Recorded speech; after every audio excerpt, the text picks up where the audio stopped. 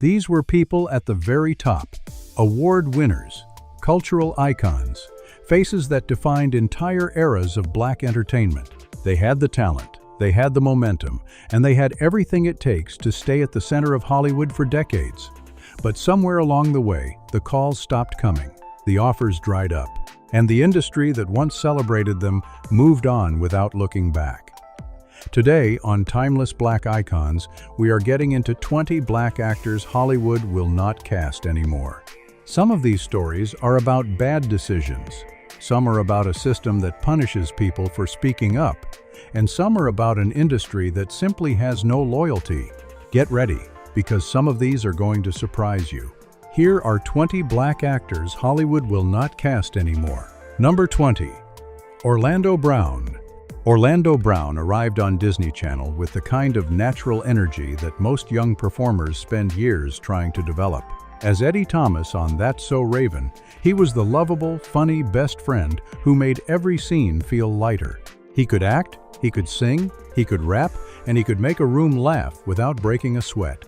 For a few years in the early 2000s, he was one of the most recognizable young faces on children's television, and the future looked genuinely bright. Then the show ended in 2007, and everything that followed moved in a direction nobody wanted to see. The legal problems began piling up fast. Arrests for drug possession, DUI charges, domestic violence allegations, and a burglary charge accumulated over the years into a record that made him essentially unbookable in mainstream Hollywood. These were not rumors or tabloid exaggerations. They were documented incidents that repeated with a regularity that no studio could overlook when considering someone for a role. What made it harder to watch was the addiction underneath all of it. Orlando was open in certain interviews about his struggles, talking about his dependence on substances, including alcohol and harder drugs, in ways that were clearly the words of someone in real pain rather than someone looking for attention. The addiction explained the pattern even as it did not excuse it. And in Hollywood, pattern is everything. Once the industry decides a person is a liability, the door closes fast and stays closed for a long time. He has attempted smaller comebacks over the years, appearing in independent projects and occasional guest roles. He has spoken about sobriety and turning his life around. But the trust that Hollywood extends to its working actors, once broken this completely, takes an enormous amount of sustained, visible change to rebuild. Orlando Brown had more talent than most of his peers on that channel. That talent never went anywhere. The opportunities around it did. Before moving ahead, take a quick second to subscribe to the channel and stay tuned for the next story. Number 19. Stacey Dash. Stacey Dash made Dion Davenport one of the most memorable characters in 90s teen cinema. Clueless was a cultural phenomenon, and she was a genuine part of what made it work. The style, the confidence, the comedic timing. She belonged in that film completely, and she lit up every scene she was in. After it ended, she continued working steadily, building a career that was not explosive, but was consistent and real. She had the kind of longevity that suggested a long and stable professional life ahead of her. Then around 2014, everything pivoted sharply. She became a political commentator for Fox News, not just an occasional guest, but a full contributor with a platform and a point of view she expressed loudly and without hesitation. The positions she took generated enormous controversy, particularly within black communities and among people who had grown up admiring her. She argued publicly against the existence of Black History Month. She made critical statements about President Obama and Beyoncé that landed badly with large sections of her former fan base. She became a lightning rod. What most people on Timeless Black Icons know is that speaking your mind in Hollywood always comes with consequences. But the specific combination of positions Stacey Dash took and the platform she used to express them created a level of industry friction that was difficult to recover from. Fox News eventually suspended her after comments about the president and terrorism, and her contract was not renewed after that. She lost the media perch and the Hollywood goodwill at roughly the same time. She later said publicly that she regretted aspects of that period, describing herself as having played into a role she did not fully own. She said she was performing a version of herself that was not entirely authentic. That admission was significant and honest, but Hollywood had already moved on. The offers were not waiting for her when she was ready to come back.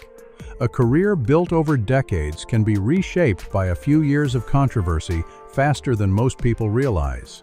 Number 2, Jussie Smollett.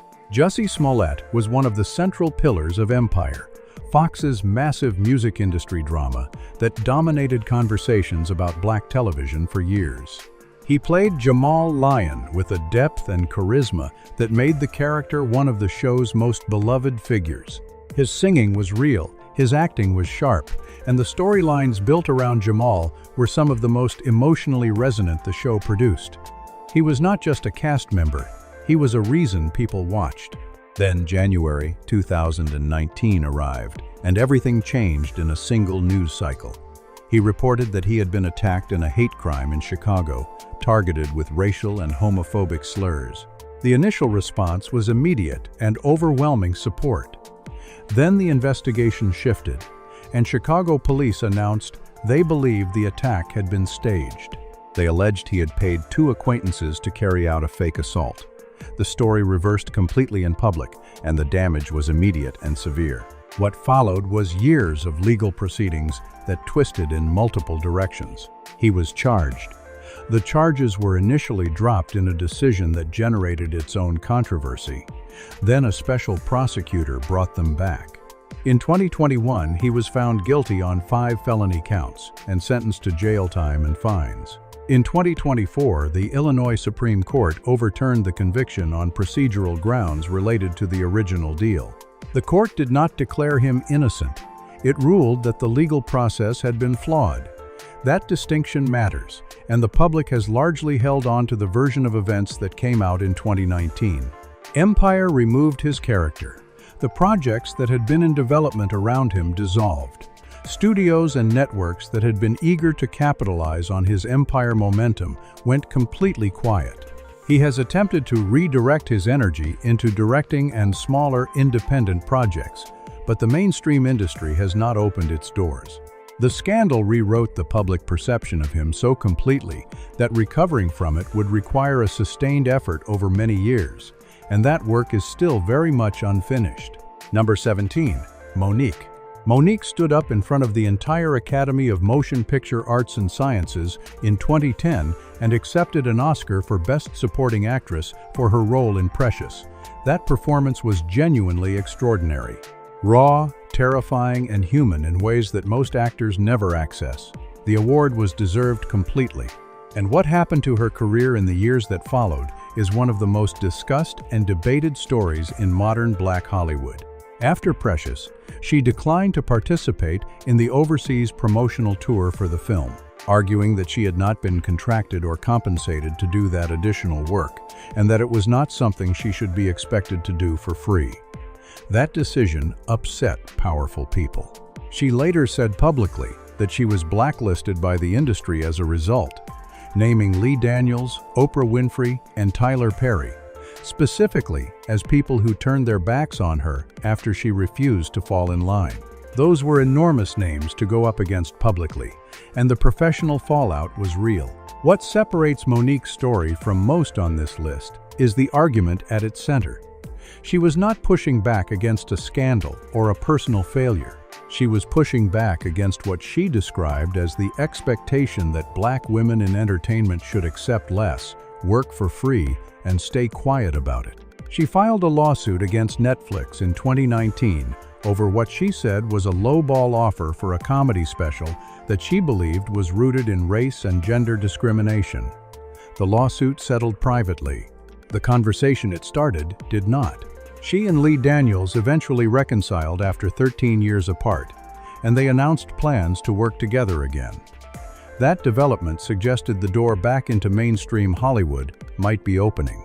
But for a long stretch of years after her Oscar win, the industry she had just reached the top of treated her like a problem rather than a talent. Mo'Nique did not lose her career because she could not perform. She lost it because she asked to be treated fairly, and Hollywood punished her for it. Number 16, Terrence Howard. Terrence Howard had everything in the mid-2000s. an Oscar nomination for Hustle and Flow, a lead role in Crash, which won Best Picture, and a part in Iron Man as James Rhodes that positioned him perfectly to grow alongside what would become the biggest franchise in film history. The trajectory was as good as it gets.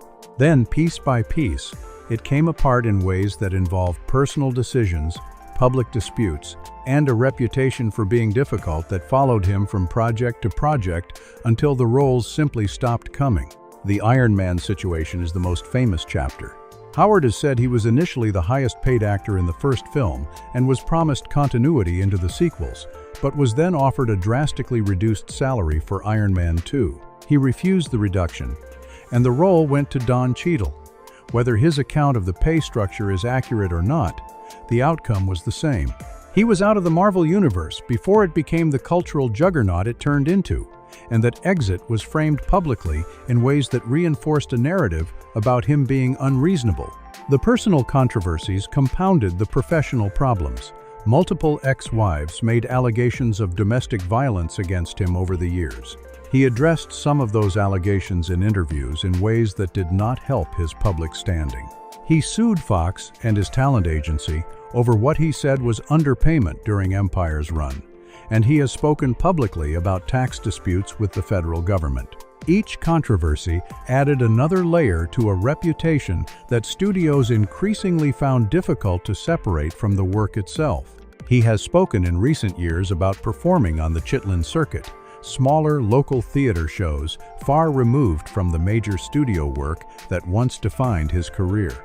The distance between those two versions of Terrence Howard's professional life is a stark illustration of how completely the industry can withdraw once it decides someone is more trouble than they are worth, regardless of the talent underneath. Number 15. Cuba Gooding Jr. Cuba Gooding Jr. had one of the most joyful Oscar moments in television history. He ran to the stage, grabbed the microphone, thanked everyone he could think of, and radiated a pure happiness that audiences remembered for years. That moment from 1997 for Jerry Maguire represented the peak of what felt like an unstoppable career. An Oscar winner in his early 30s with charisma to spare. The next 2 decades told a very different story. The immediate post-Oscar years saw him make choices that confused the industry and frustrated the fans who had championed him. He turned down significant projects from major directors, a decision he later acknowledged openly as a mistake. The momentum that an Oscar win provides is not permanent, and he did not protect it. He took roles in films that underperformed, and the trajectory that had looked like it was pointing straight up began to level off and then curve downward. Then in 2019, the serious damage came. More than 20 women came forward with allegations of sexual misconduct. The stories were detailed and widespread. He was arrested and charged in New York. He eventually pleaded guilty to a lesser charge, and that charge was later downgraded to a violation rather than a criminal conviction. He also reached a private settlement in a civil lawsuit where a woman accused him of rape. He avoided prison, but the volume and consistency of the allegations across so many accusers and over such a long period made a public image recovery extremely difficult. He began appearing in small, independent projects again by 2024 and has spoken about wanting to rebuild and earn back the industry's trust. That road is long. He went from the most exuberant Oscar winner of his generation to someone most major studios will not return a call from. The talent that got him to that stage in 1997 is still the same. Everything that happened after it is the reason he cannot get back there. Number 14. Gary Dourdan. Gary Dourdan built 8 seasons of real credibility on CSI crime scene investigation. Warwick Brown was a character with depth, complexity, and a backstory that gave Dourdan something genuinely substantial to work with week after week. He won NAACP Image Awards for the role and was recognized as one of the standout presences in one of the most watched shows on American television. When his contract ended and the show wrote Warwick out, it felt like the beginning of the next chapter. Instead, it turned out to be the end of something. The legal problems began accumulating almost immediately after his CSI run concluded.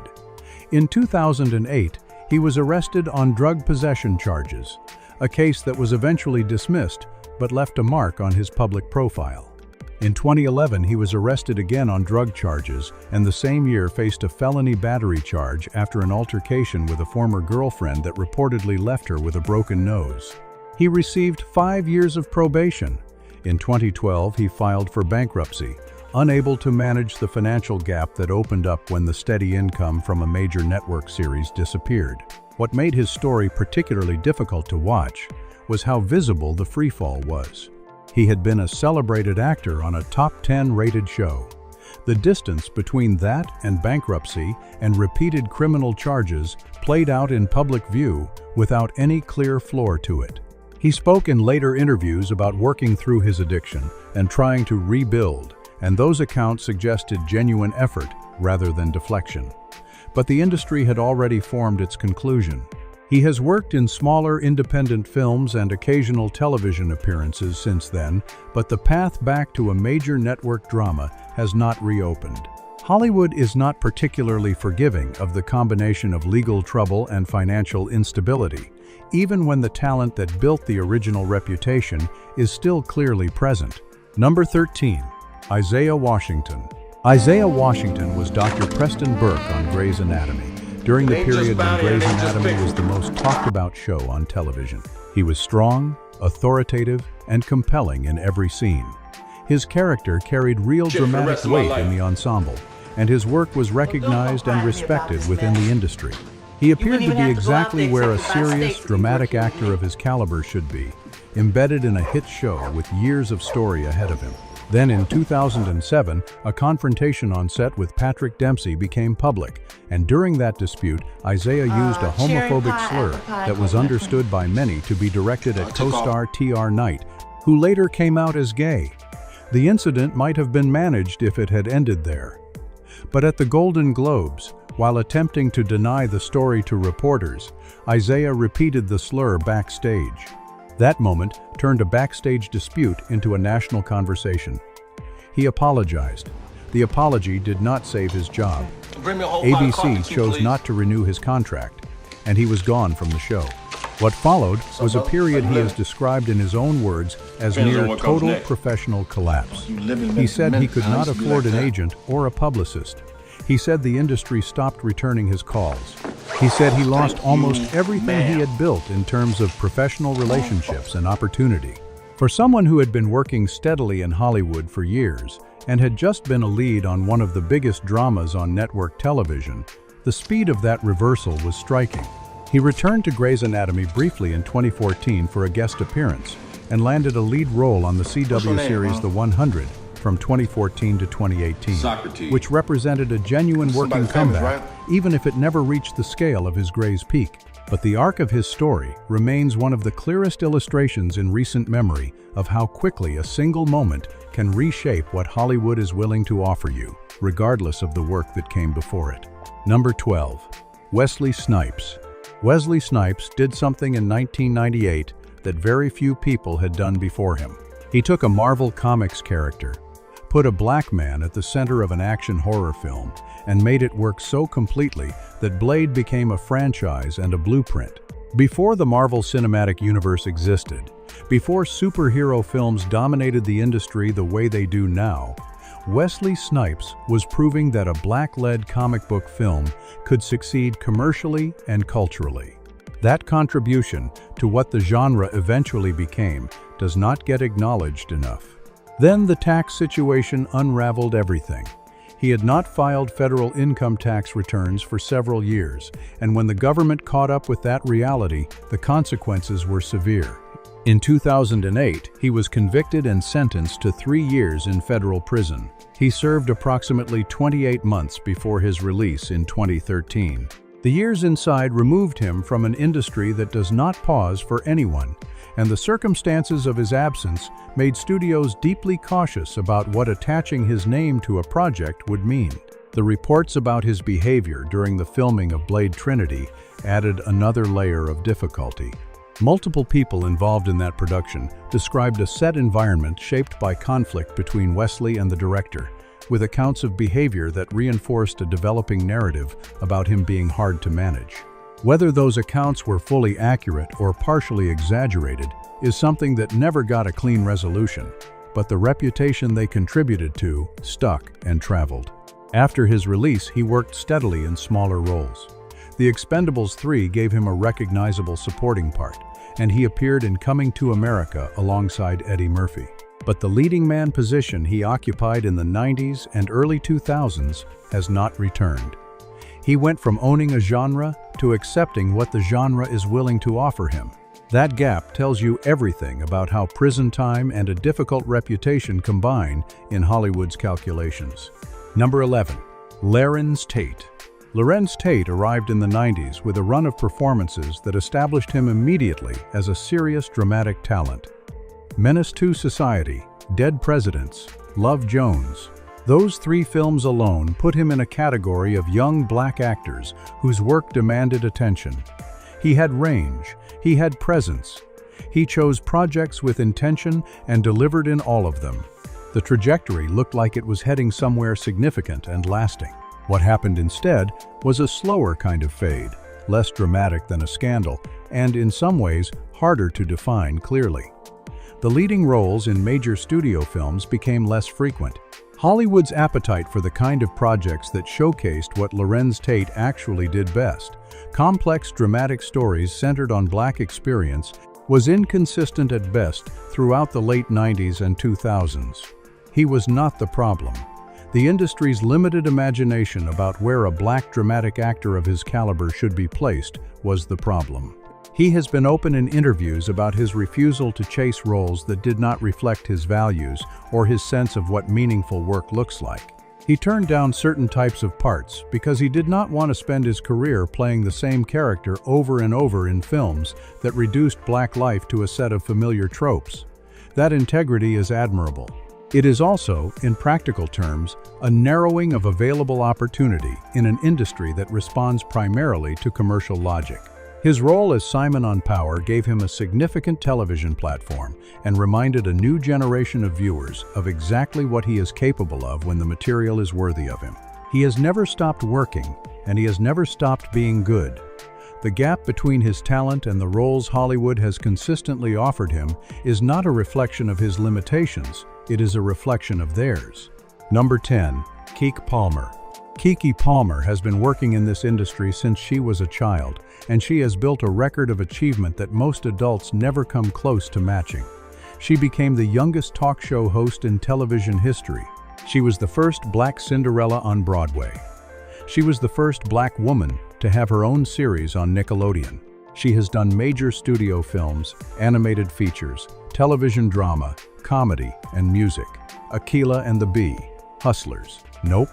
Her range is real, and her work ethic is extraordinary. So why does she belong on a list about actors Hollywood will not fully invest in? Because there is a particular kind of overlooking that does not look like exclusion on the surface, but functions like it underneath. Keke Palmer has never been given the full weight of a Hollywood campaign behind her. She has been present in major projects without being treated as their centerpiece. She has delivered performances that other actresses would have been handed award seasons for, with significantly less institutional support behind her push. She addressed this directly and publicly in 2022, when social media comparisons between her and Zendaya reached a point she felt required a response. She pointed out her own history of firsts and achievements plainly and without apology. She has spoken about colorism and about the way the industry assigns different levels of visibility and backing to black actresses, depending on factors that have nothing to do with talent or output. Those observations were not the complaints of someone losing. They were the analysis of someone who understands exactly what game is being played around her. She has built her own infrastructure, KeyTV network, multiple Emmy wins, a comedy tour, a fan base that is genuinely loyal and deeply engaged. Keke Palmer has proven that she does not need Hollywood to fully believe in her in order to thrive, but the industry's failure to match her level of investment with an equivalent level of opportunity is a pattern worth naming clearly. Number 9. Tisha Campbell. Tisha Campbell has been in this industry for over 5 decades. She started as a child performer. She built a theater background. She moved into film and became part of the house party world that defined a generation of black comedy in the early 90s. Then, she became Gina Waters on Martin, the role that made her a household name and a 90s television icon. My Wife and Kids extended that run into the 2000s. By any reasonable measure, she had established herself as one of the most consistently working and widely recognized black actresses of her generation. What happened after those two landmark shows ended is a story about how Hollywood treats black women once the cultural moment that made them famous has passed. The offers changed in scale and prominence. The roles that came her way were real, and she took them seriously. Appearing in Empire, Everybody Hates Chris, Dr. Ken, Uncoupled, and a steady stream of television work that demonstrated she had not lost a single inch of her ability. But the visibility of those roles did not match the level she had operated at during her peak years, and the gap between her talent and her platform became impossible not to notice. She has been honest in interviews about the financial difficulties she faced after her divorce, including a bankruptcy case that reflected how vulnerable even successful performers can become when personal circumstances shift dramatically. She has spoken about the industry's tendency toward ageism with black women, the way the opportunities that flow freely toward younger actresses slow to a trickle once a certain age is crossed, regardless of the track record standing behind the person. Those observations are grounded in her own lived experience, inside a system she has navigated for 50 years. In 2025, she is co-headlining the Damn Gina Tour, turning the phrase Martin Lawrence used to holler at her character into a celebration of everything she has survived and built. That is not a small thing. That is a woman who processed a complicated and painful chapter of her professional life and came out the other side, with her sense of humor and her dignity fully intact. Number 8. Darius McRae. Darius McRae spent 9 seasons as Eddie Winslow on Family Matters, one of the longest runs any young black actor had on a major network sitcom during the 1990s. He grew up on that set, literally, transitioning from a child actor to a young adult in front of millions of viewers every week. Eddie Winslow was cool, likable, and aspirational in a way that resonated deeply with the show's audience. And for the duration of Family Matters, Darius McRae was one of the most recognized young faces on American television. The transition out of that role is where the story gets difficult. Typecasting is a real and documented problem for actors who spend long stretches embedded in a single iconic character, but it hits former child and teen stars with a particular force. The industry tends to freeze them at the age and image they occupied when they were famous, and then struggles to imagine them in anything else. Darius McRae ran into that wall directly. The auditions that came his way after Family Matters ended were not the kind that build a post-sitcom film career. They were the kind that confirmed the ceiling. The personal issues complicated things further. Multiple arrests connected to unpaid child support generated press coverage that consistently overshadowed any professional work he was doing. When the headlines about your legal problems are louder than the headlines about your acting, it becomes nearly impossible to redirect public perception toward the work. Hollywood is attentive to that kind of noise and tends to step back from it rather than push through it. He voiced Jazz in the 2007 Transformers film, appeared in American Soul on BET, and has been working on developing his own production projects. He has not stopped trying. But the distance between where his talent and his early fame suggested he could go and where the industry has actually placed him is significant, and the path back to a major platform has not yet opened in a meaningful way. Number 7. Brandy Norwood. Brandy Norwood was one of the defining stars of the 1990s across multiple platforms simultaneously. Her music was everywhere. Moesha made her a television star with a specific kind of cultural authority that spoke directly to young black audiences. She played Cinderella in the 1997 television film alongside Whitney Houston, giving a generation of black girls a princess who looked like them. She was nominated for Grammy Awards. She had a fan base that was enormous and genuinely devoted. The 90s belonged to her in ways that are easy to forget now. Then things slowed down in the 2000s in ways that were difficult to fully explain at the time. The trajectory that her 90s run had established did not continue at the same velocity. Industry politics, personal challenges, and a changing landscape for the kind of projects that had showcased her best all played a role. She remained a beloved figure in the culture, but the consistent, high-profile opportunities that her talent warranted became less frequent. There were years where it genuinely felt like Hollywood had decided she was more history than present. What most people on timeless black icons have watched happen since then is a real and sustained comeback that deserves recognition. She starred in the ABC series Queens in 2021. She appeared in Netflix's Best Christmas Ever in 2023. She returned as Cinderella in Descendants, The Rise of Red in 2024, and has another Descendants project coming in 2025. She released a holiday album in 2023 and has a memoir arriving in 2025. She and Monica are going on tour together. Brandy Norwood is booked. She is active. The industry may not have given her what she deserved during certain stretches of her career, but she never stopped pushing, and right now she is pushing harder than ever. Number 6. Tyrese Gibson. Tyrese Gibson has been part of the Fast and Furious franchise for long enough that most audiences simply assume he will always be there. Roman Pierce is one of the most recognizable characters in the series, and Tyrese's comedic energy has been a consistent part of what makes those films work as ensemble pieces. The franchise gives him a floor, but outside of it, the personal behavior has repeatedly created a ceiling that no amount of talent or popularity has been able to push through. The most public chapter was the extended feud with Dwayne Johnson. When The Rock developed the Hobbs & Shaw spin-off, Tyrese made his frustration known loudly and very publicly, posting emotional messages on social media, and at one point, suggesting he might leave the franchise entirely over the situation.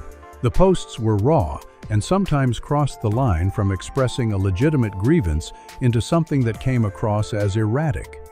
They circulated widely, and not in the way that generates sympathy or professional respect. The crying video became a cultural moment in a way that was deeply unfortunate. He posted an emotional breakdown about a custody dispute over his daughter, and the video was widely shared and mocked in ways that reduced a real personal crisis into a meme. The mockery was unfair in human terms. In professional terms, the image of instability it projected was something studios and producers noticed and filed away. Hollywood does not respond well to visible, emotional volatility from its working actors, regardless of the circumstances generating it. He is still in the Fast and Furious world, still working in music, and has spoken about wanting to take on more serious, dramatic roles. The desire is real. The reputation that has built up around his name over the past several years is also real, and the two are in direct competition with each other every time a major casting conversation happens. Number 5. Taye Diggs. Taye Diggs was a romantic lead in the purest sense of that phrase during the late 90s and early 2000s. How Stella Got Her Groove Back, The Best Man, Brown Sugar. He had the looks, the charisma, the acting ability, and the specific kind of warmth that the romantic comedy and drama genre requires from its male leads. He was exactly the right person for those films at exactly the right moment.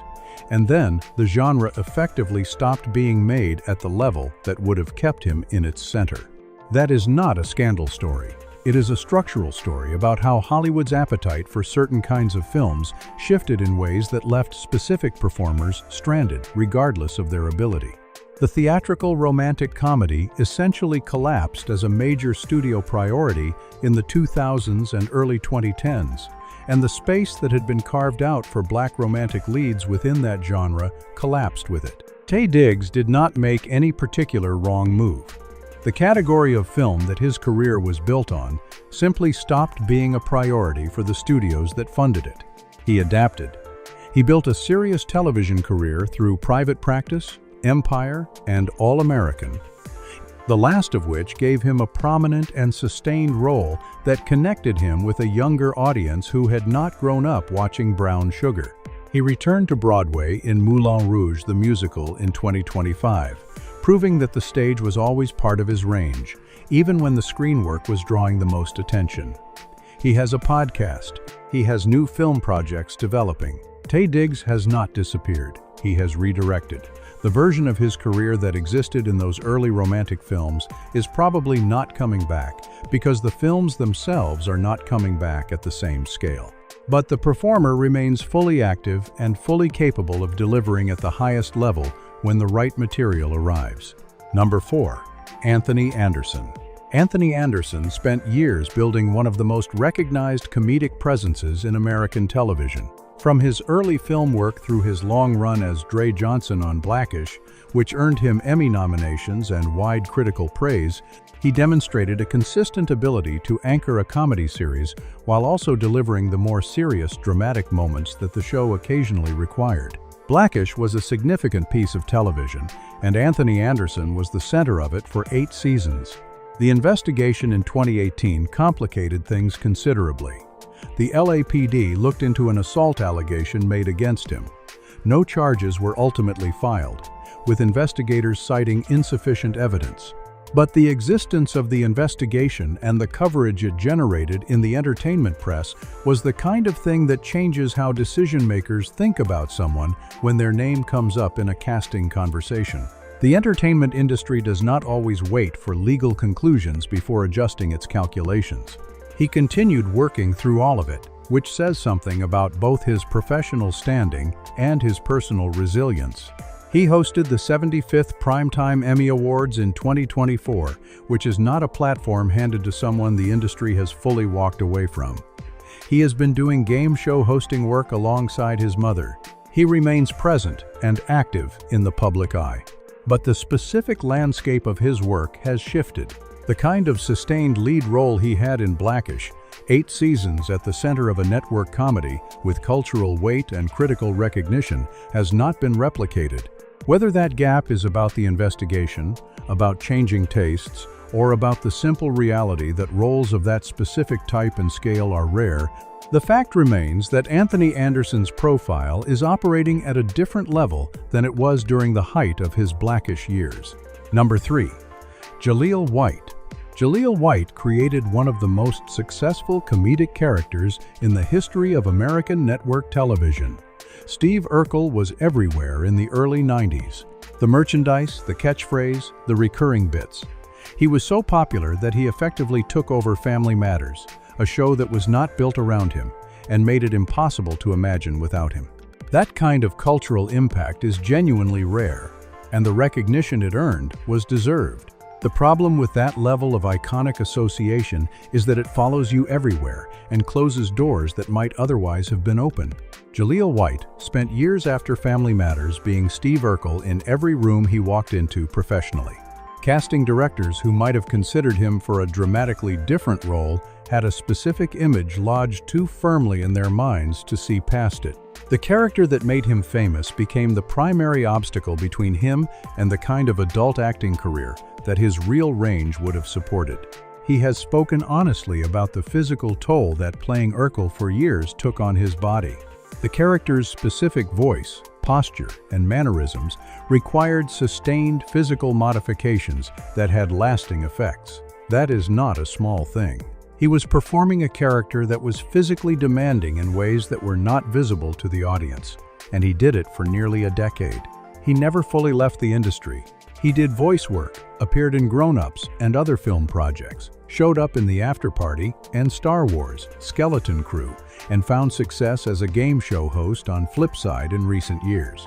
That hosting role reminded audiences that Jaleel White has genuine presence and timing completely separate from Urkel. But escaping a character that defined a decade of American pop culture is something very few actors in history have ever fully managed. Number 2. Marcus T. Paulk. Marcus T. Paulk was one of the most charming young actors on 90s children's television.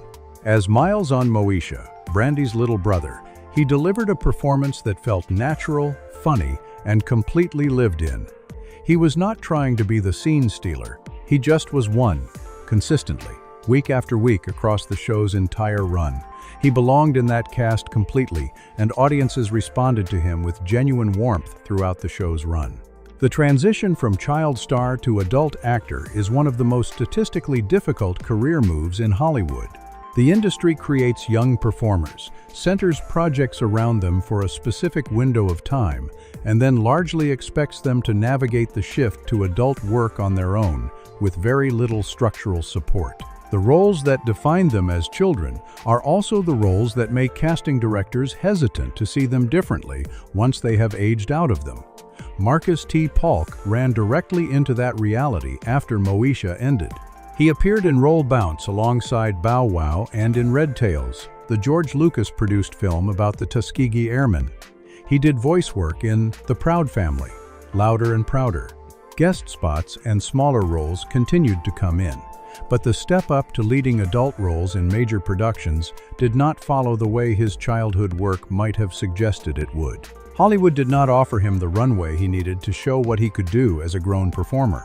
He has shifted focus toward music and has been building a modeling agency as a parallel career.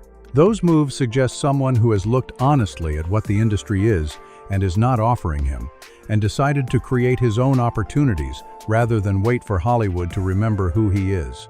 That kind of self-determination is admirable, and it is also a direct response to a system that rarely gives former child actors the second act they have earned. Number 1. Sheryl Lee Ralph. Sheryl Lee Ralph's story closes this list because it is the one that says the most about what Hollywood actually values and what it consistently overlooks.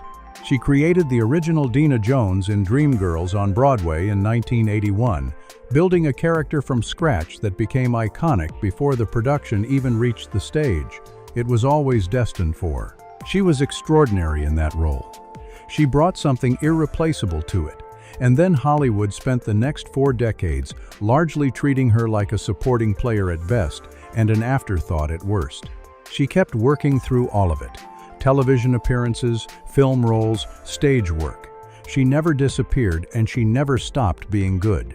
But the recognition, the awards, the lead roles, the full weight of an industry campaign thrown behind her talent, none of that arrived. She has spoken openly about periods when she felt genuinely invisible in the industry, when the calls were sparse and the projects were small, and the sense that her work was truly seen by the people making decisions felt completely absent. She kept going anyway. Then Abbott Elementary happened. The show premiered in 2021, and Sheryl Lee Ralph as Barbara Howard reminded everyone watching exactly what they had been missing. The performance was rich, warm, funny, and fully dimensional. It was the kind of work that comes from an actress who has been doing this for decades and knows exactly what she is doing in every single moment. The Emmy Award she won in 2022 for that role was not a surprise to anyone who had actually been paying attention to her career. It was long overdue recognition for something that had always been there. She received a star on the Hollywood Walk of Fame. She was honored with the Order of Jamaica. She became one of the most celebrated names in American television at a stage of her career when most industry conversations about women her age are about retirement rather than reinvention. Sheryl Lee Ralph did not wait for Hollywood to remember her. She built a performance so undeniable that the industry had no choice but to respond. Real talent always finds its moment.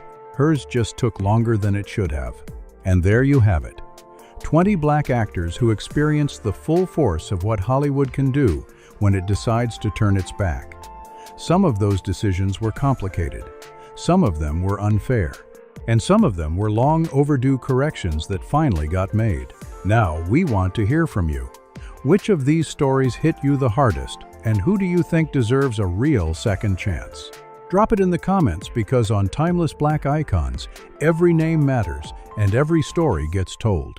And if this video gave you something to think about, do not leave without hitting that subscribe button and tapping that bell. Because the real stories behind the icons never stop coming. And we are just getting started.